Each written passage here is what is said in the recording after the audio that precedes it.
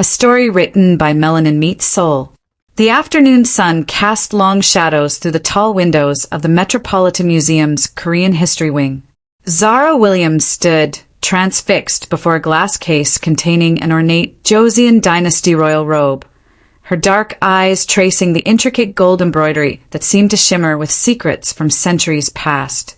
At 25, she'd spent 3 years as a curator's assistant, but the beauty of Korean historical artifacts never failed to move her. Her phone pressed against her ear. She spoke with barely contained enthusiasm. "Mom, I wish you could see this. Every stitch tells a story of a world so different from ours." Her colleague, Stanley, called from across the hall, pulling her from her reverie. A new acquisition had arrived from Seoul, personal effects from the Joseon Dynasty that needed cataloging. In the cluttered storage room, Zara climbed the metal ladder, reaching for an ancient wooden box on the highest shelf. The label read, Joseon Dynasty Royal Servants Personal Effects, circa 1623. Something about the box drew her, an inexplicable pull she couldn't name. Her fingers had barely touched the weathered wood when the ladder beneath her shifted.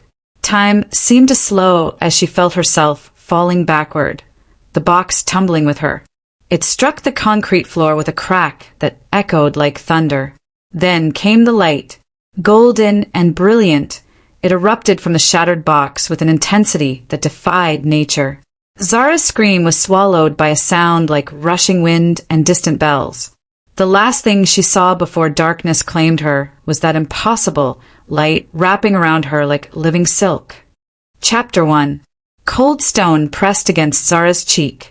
Pain radiated through her body as consciousness returned, dragging her from the depths of unconsciousness like a drowning swimmer breaking the surface. Her eyes opened to an unfamiliar sky, pale dawn light filtering through architecture that seemed impossibly ancient and impossibly real.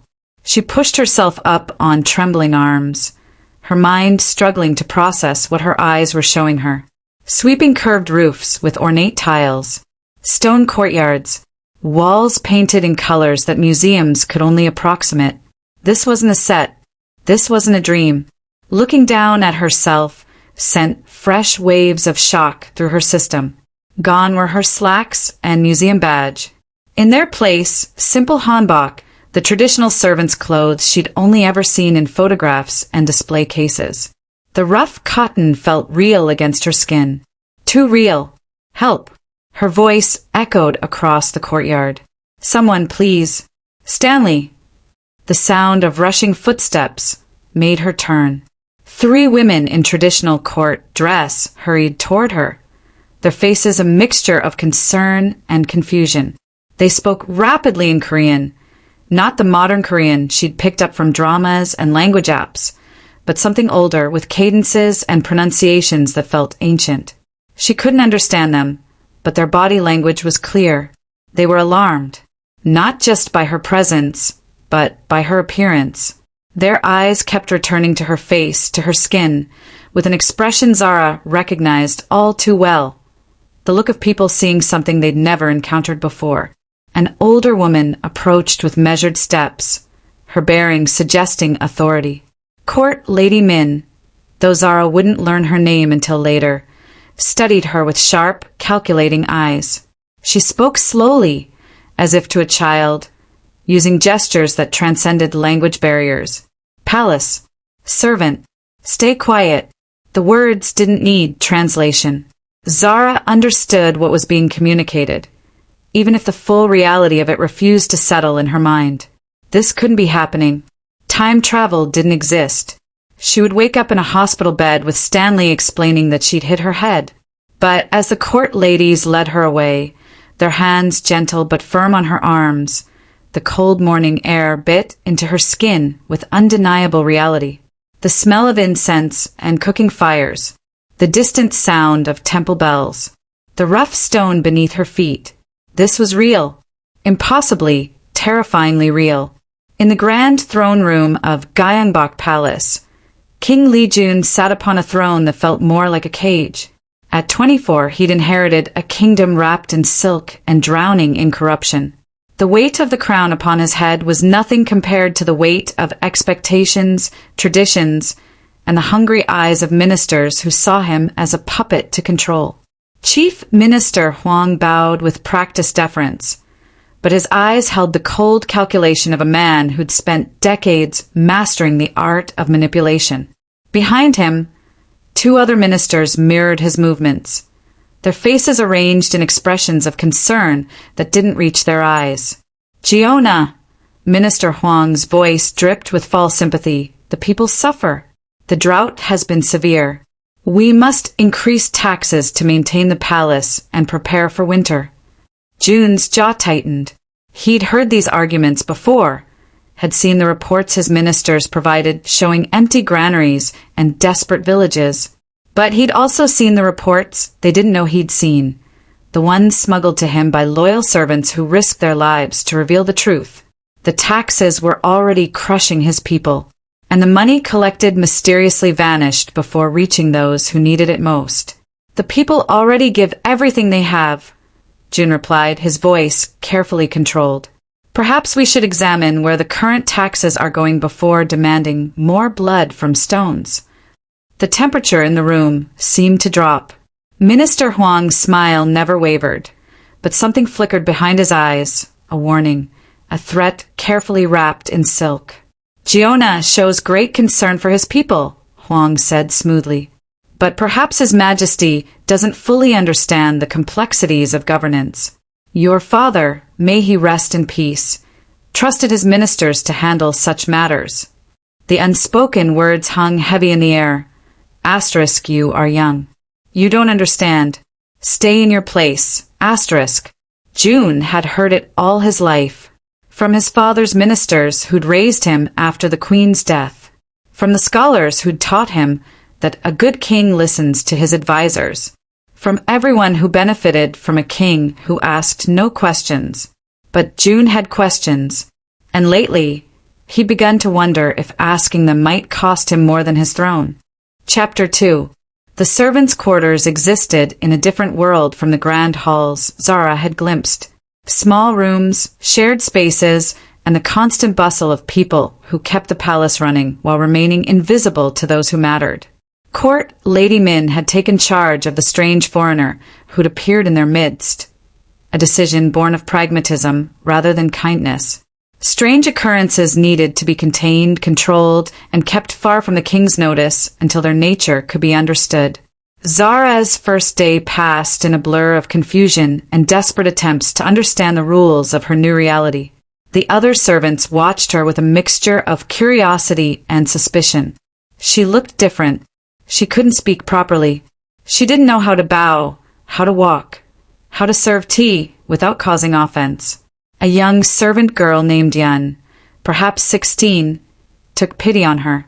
Through gestures and simple words repeated patiently, she began to teach Zara the basics. How to bow to different ranks, how to walk without drawing attention, how to arrange her face in the neutral expression expected of servants. Slowly, Yun said, one of the few English words she knew, picked up from foreign traders years ago. Learn slowly. Safe. Safe. The word echoed in Zara's mind as she lay on the thin mat that night, surrounded by sleeping servants. She was alone in a time not her own, in a body that marked her as foreign, learning to be invisible in a world where visibility could mean death. But even as fear threatened to overwhelm her, another part of her mind, the part trained in history and analysis, began to engage. She recognized the architecture, the clothing styles, the formal protocols. Joseon Dynasty, probably early to mid-period based on the details. She'd studied this. She knew this world, at least academically. If she could understand where she was, maybe she could figure out how to survive it. And maybe, somehow, how to get home. Outside, temple bells rang the changing of the watch. In the throne room, a young king struggled against invisible chains. And in the servants' quarters, a woman from another time closed her eyes and wondered if she'd ever see home again. 3 weeks in the Joseon Dynasty had taught Zara more than any textbook ever could. She'd learned to bow without thinking, to keep her eyes lowered, to move through the palace like smoke, noticed but not seen. She'd learned enough Korean to understand basic commands and respond appropriately. Most importantly, she'd learned that in a world of rigid hierarchy, servants had one superpower: invisibility. People spoke freely around servants, as if they were furniture. And when that servant was foreign enough to seem slow or simple-minded, they guarded their words even less. It was this invisibility that placed Zara in the wrong place at the wrong time, or perhaps the exact right place. The evening had turned cold, autumn's chill settling over the palace like a warning. Zara had been sent to deliver fresh candles to the private study chambers, a routine task that should have taken minutes.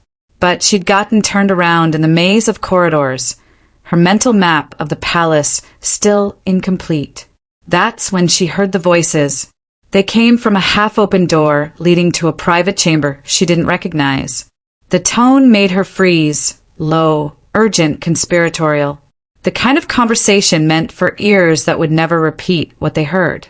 She should have left, should have turned around and found another route. But something in those voices, a quality she couldn't name, made her press herself against the wall and listen. The king becomes more difficult to control. Minister Hwang's voice carried the weight of frustration, poorly concealed. He asks too many questions. Requests records we've long kept confidential. Another voice responded, Minister Park. She'd learned to recognize the ministers by voice. Perhaps we've given him too much freedom. His father never challenged us. His father was broken by grief, Hwang replied coldly. This one has spirit. Spirit needs to be redirected. Or eliminated, a third voice suggested casually as if discussing the weather. Zara's breath caught. Her heart hammered so loudly she was certain they'd hear it. Patience, Hwang said. We've spent too long building our network to risk exposure through rash action. The provincial shipments continue undisturbed. Yes, Chief Minister, the grain taxes are being diverted as planned. The royal warehouses show full records, while our private stores grow. Another year and we'll have enough wealth to... Enough. Hwang's voice sharpened. These walls remember secrets. We continue as planned. The king's wedding next spring will occupy his attention. A young wife, children soon after. He'll forget his questions and focus on his nursery as kings should. Footsteps approached the door. Zara's blood turned to ice. She moved on instinct, pressing herself into the shadows of an alcove as three figures emerged. Ministers Hwang, Park, and Cho. They passed within feet of her, so close she could smell the expensive incense on their robes. Her servants' clothes and darker skin helped her blend into the shadows, but her heart felt loud enough to echo through the corridors. They didn't see her. Why would they? She was nobody, nothing, but she'd heard everything. Chapter 3. For 3 days, Zara carried the weight of knowledge that could topple ministers or get her killed. She watched King Joon during the rare moments when servants' duties brought her near the throne room. Watched him listen patiently to the same ministers who plotted behind his back. Watched him try to be the king his people needed while surrounded by vipers. She had to warn him. But how? She was a servant, a foreign servant who barely spoke the language. Even if she could request an audience, which would never be granted, why would he believe her? And if the ministers learned she'd overhead their plans? Court Lady Min noticed her distraction. You trouble yourself with thoughts above your station, the older woman said quietly one evening as they prepared tea. In the palace, deaf ears live long lives. It was a warning and advice. Keep your head down. But Zara couldn't. Maybe it was her 21st century sensibilities, her belief that standing by while injustice occurred made you complicit. Maybe it was simpler. She'd seen the exhaustion in the young king's eyes, the weight he carried alone. He deserved to know the truth. She just needed to figure out how to tell him. The royal garden in autumn held a melancholy beauty. Falling leaves painted the ground in shades of amber and crimson, and the air carried the sweet scent of chrysanthemums, the last flowers before winter's arrival. Zara hadn't expected to find anyone there. The garden was usually reserved for the king's private meditation, which meant servants were to avoid it during certain hours. But she'd been sent to retrieve fallen flowers for medicinal preparations, a task that required her presence despite protocol. She worked quickly, gathering the petals into her basket, hoping to finish before anyone noticed her presence. That's when she heard footsteps on the stone path. King Lee Joon walked alone, rare for royalty, but she'd learned he sometimes dismissed his attendants when the palace walls felt too confining. He wore simpler robes than his formal dress, though even his casual attire would cost more than a servant earned in a lifetime. Zara dropped into the deepest bow she'd learned, forehead nearly touching the ground, making herself as small and invisible as possible. "Rise," his voice came, surprisingly gentle. "You're the new servant, the foreign girl." She dared to lift her head, slightly, keeping her eyes lowered. "Yes, Giona." The Korean words came carefully, her accent still thick despite weeks of practice. He studied her with curiosity rather than the suspicion or discomfort she'd come to expect. "From where do you come? Your appearance is unlike any I've seen." This was dangerous ground. The truth was impossible, but lies came hard to her nature. "Very far away, Giona. A place where things are very different." "Different how?" "Women can speak freely. Servants are called citizens. And the color of skin matters less than the content of character." The words came out before she could stop them. Too bold, too revealing. She waited for reprimand. Instead, June's expression shifted to something thoughtful. "That sounds like a wise kingdom, perhaps one from which we could learn." He moved closer, and proper protocol would demand she move away, maintain the appropriate distance between royalty and servants. But something in the moment held her frozen. "You're troubled," he observed. "I see it in your eyes. In the palace, troubled thoughts are dangerous, but I find I can read people well. You carry not fear for yourself, but worry for another." This was her moment, perhaps the only one she'd get. Zara made a decision that went against every survival instinct she developed. "Giona," she said quietly. If a servant heard something important, but couldn't prove it, and telling it might bring danger, what should that servant do? June's eyes sharpened. "That depends on what was heard. Words about grain stores that exist in records, but not in truth. About warehouses that show fullness while people starve. About," she hesitated, "about patience and timing and eliminating obstacles." The air between them grew charged. June's expression didn't change, but something in his posture shifted, a coiling tension, like a tiger recognizing threat. "These words," he said carefully. "Who spoke them?" "I cannot say without proof, Giona. And a servant's word means nothing against." She stopped herself. "Against ministers," he finished. "You heard ministers speak treason." It wasn't a question.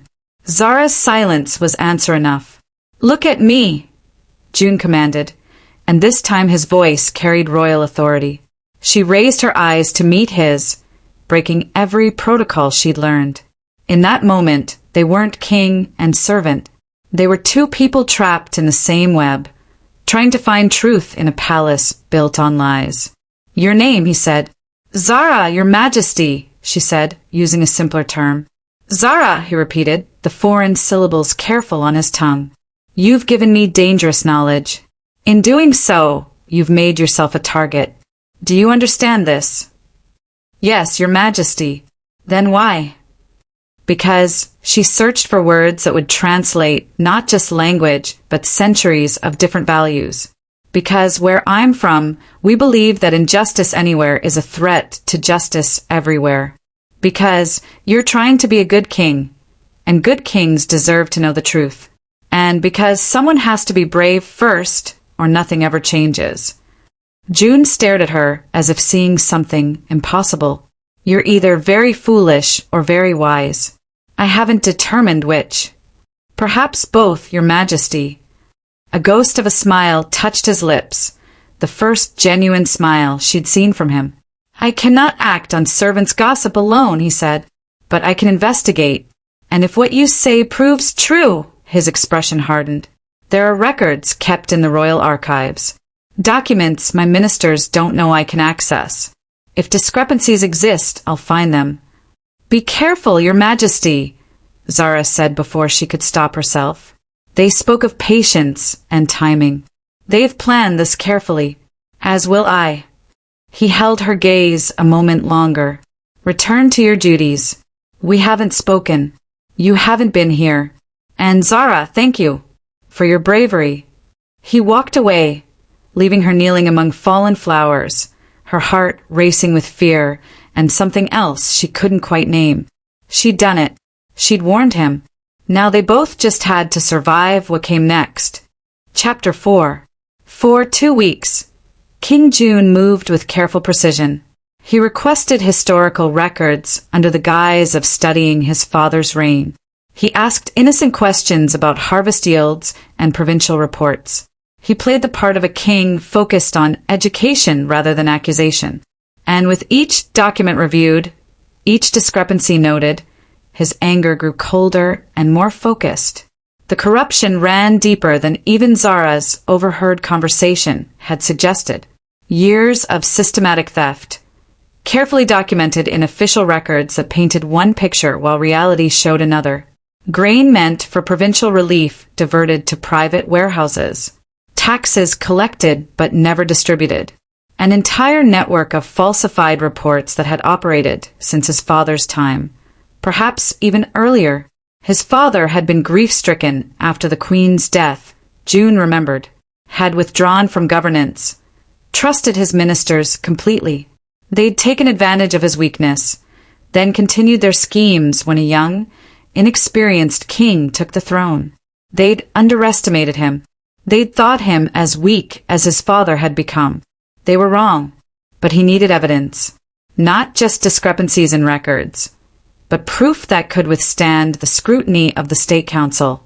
One mistake, one poorly proven accusation, and the ministers would turn the court against him.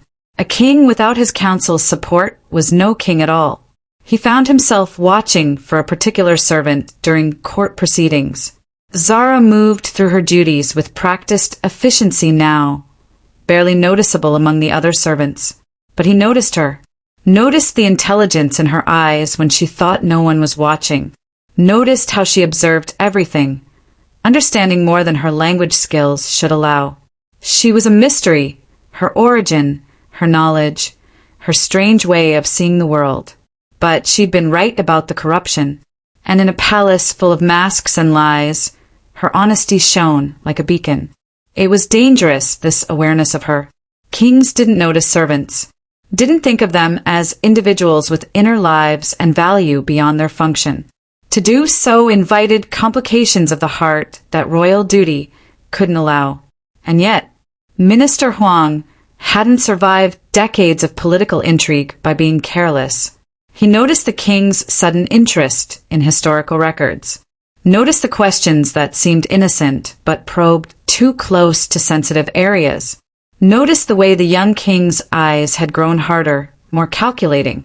Someone had talked. Someone had whispered warnings. In a private meeting with his co-conspirators, Huang laid out his concerns. The king suspects something. We need to accelerate our timeline. The wedding, Minister Park began. Forget the wedding.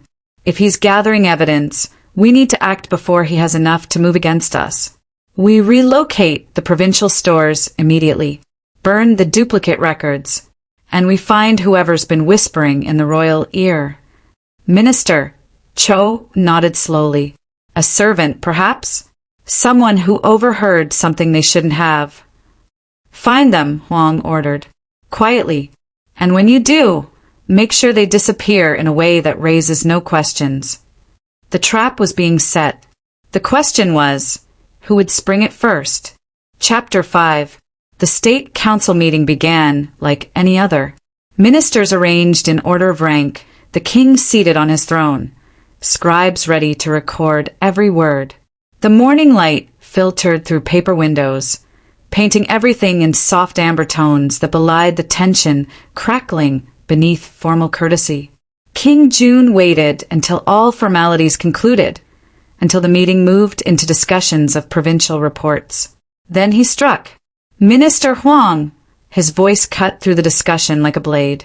I've been reviewing the grain distribution records from the past 5 years. I find some curious discrepancies. The room went silent. Minister Hwang's expression remained perfectly composed. Discrepancies, Giona? Perhaps a simple accounting error. Such complex records are not errors when they're systematic, Joon interrupted. When Pyongyang province reports receiving 5,000 sacks of grain, while the royal warehouse records show 8,000 distributed. When this pattern repeats across 7 provinces over 4 years. When provincial governors report shortages while our warehouses claim regular distributions. He let the words sink in, watching as the other ministers' faces shifted from confusion to understanding to carefully masked concern. These are serious accusations, Giona, Minister Park said carefully. But discrepancies in records don't necessarily indicate theft. Joon finished. Embezzlement on a scale that has starved thousands while enriching a select few? No, Minister Park, you're right. Discrepancies alone prove nothing, which is why I also have these. He nodded to a trusted guard who brought forward sealed documents. Confessions from 3 warehouse supervisors. Detailed accounts of how grain was diverted, where it was stored, and who ordered the diversions. Signed statements from provincial governors who were threatened into silence. And most importantly, records from a private warehouse in Incheon. Records that match perfectly with what's missing from royal stores. The color drained from Minister Hwang's face. Around the room, ministers shifted uncomfortably, calculating their own exposure. Giona, Hwang's voice had lost its smoothness. I don't know what lies these people have told you, but enough. The single word carried absolute authority. You've stolen from my people, profited from their suffering, used your positions of trust to build private wealth while villages starved. And you did it believing I was too young, too inexperienced, too weak to stop you. Joon stood, his robes falling around him like shadows. You were wrong. The aftermath moved swiftly.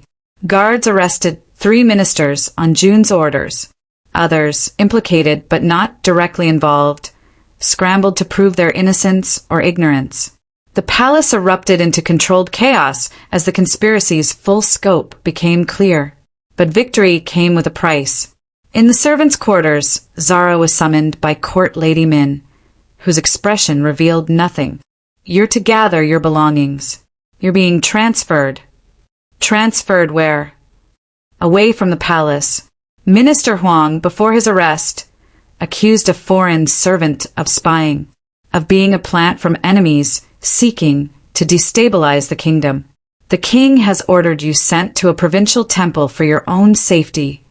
Translation: she'd become a liability. Her role in exposing the conspiracy made her dangerous to everyone. Both the remaining ministers who feared her knowledge and the king whose association with her could be used against him. She was being erased from the story, sent away where she couldn't complicate the political narrative. Zara wanted to protest, wanted to demand to see the king, to understand what was happening. But she understood court politics well enough now. She'd served her purpose. Now, she was a thread to be trimmed. Chapter 6. The night before her departure, Zara walked through the royal garden one last time.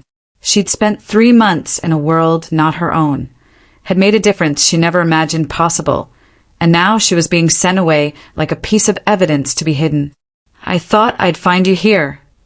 She spun to find King Joon standing in the moonlight, alone again, his face carrying new lines of exhaustion.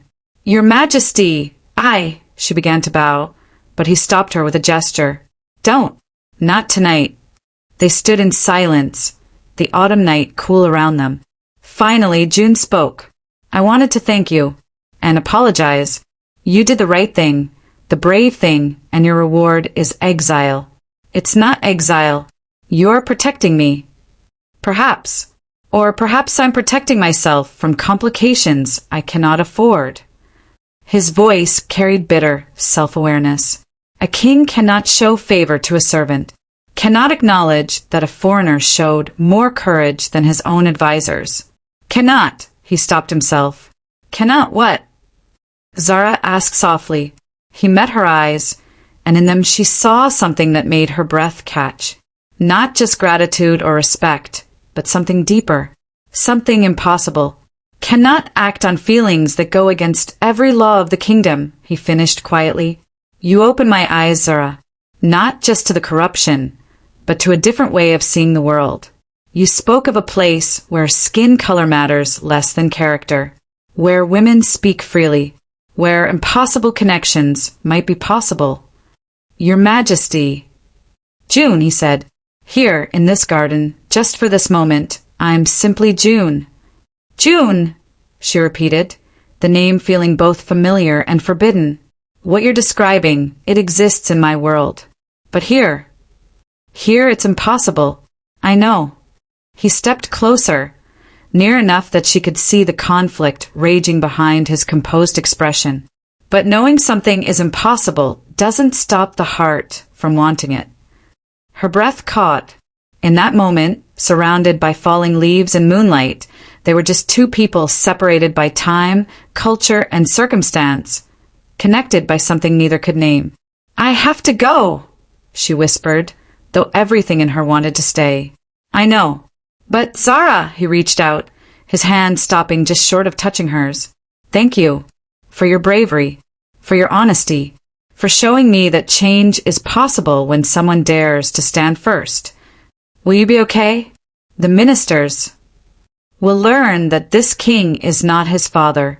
Change has begun because you were brave enough to speak truth. He smiled sadly. Go to the temple. Be safe. And perhaps, someday, find your way back to your world. To that place where impossible things are possible. She wanted to tell him she didn't want to leave. That 3 months in this impossible situation had become more real than the life she'd left. That looking at him made her feel things she couldn't explain. But words failed, and the moment stretched and broke. Goodbye, Joon, she said softly. This isn't goodbye, he replied. Call it an unfinished conversation. With the last words, the king left. The next day, the cart carrying Zara away from the palace rattled through the morning mist. She watched the palace walls fade behind her, carrying with her the memory of moonlight in a garden and words unspoken. Court, Lady Min sat beside her, silent and stern as always. But as the palace disappeared from view, the older woman spoke. You troubled yourself with matters above your station. Dangerous for one such as you. A pause, but perhaps necessary. The kingdom needed truth more than it needed order. Will he be all right? The king. The king is stronger than people believe. You helped him find that strength. But the cost, Min looked at her meaningfully. The cost is always paid by those who dare to change things. The cart continued its journey toward the temple. Zara felt the weight of everything that had happened, everything left unfinished. She'd helped expose corruption, had connected with a king across impossible boundaries, had made a difference. But the mystery of her arrival remained unsolved. The golden light that had brought her here, where had it come from? Why her? And most importantly, a sudden jolt threw her forward. The cart stopped abruptly. Zara looked up to see the driver staring at something ahead, his face pale with shock. Standing in the middle of the road, shimmering with that same golden light she remembered from the museum, was a figure. As Zara's eyes focused, she realized it was another person, a woman in strange clothes that looked neither modern nor historical. The woman smiled, her eyes ancient and knowing. When she spoke, her voice seemed to come from everywhere and nowhere. Hello, Zara. We've been looking for you. You weren't supposed to interfere. You weren't supposed to change anything. And yet, the woman tilted her head. Perhaps that was the point all along. Who are you? Zara demanded. Someone who understands what you're beginning to realize, that your presence here wasn't an accident. You were chosen. The question is, for what purpose? The golden light intensified. And more importantly, do you want to go home? Or do you want to discover why you're really here? The light grew blinding. Zara felt that familiar sensation of being pulled, of reality shifting around her. But this time she had a choice to make. Go home to her world, where she was safe and understood, but forever wondering what she'd left behind. Or stay in this impossible time, where she'd found purpose and connection, but where every day brought danger and the weight of secrets that could reshape a kingdom. The story of Zara Williams has only begun. A woman displaced in time, caught between two worlds, two hearts, and a destiny she never asked for. In a kingdom of secrets and silk, she found truth. In the eyes of a lonely king, she found connection. But the golden light that brought her to Joseon holds mysteries deeper than she ever imagined. When time itself becomes a puzzle, when love defies centuries, and when changing history might be exactly what destiny demands, what choice would you make? Would you choose safety over purpose? Would you choose home over heart? Or would you choose to see where an impossible story leads? The answer lies in what comes next. Leave comments below. Would you continue Zara's story? What do you think the golden light means? What choice should she make? Your engagement determines if her journey continues.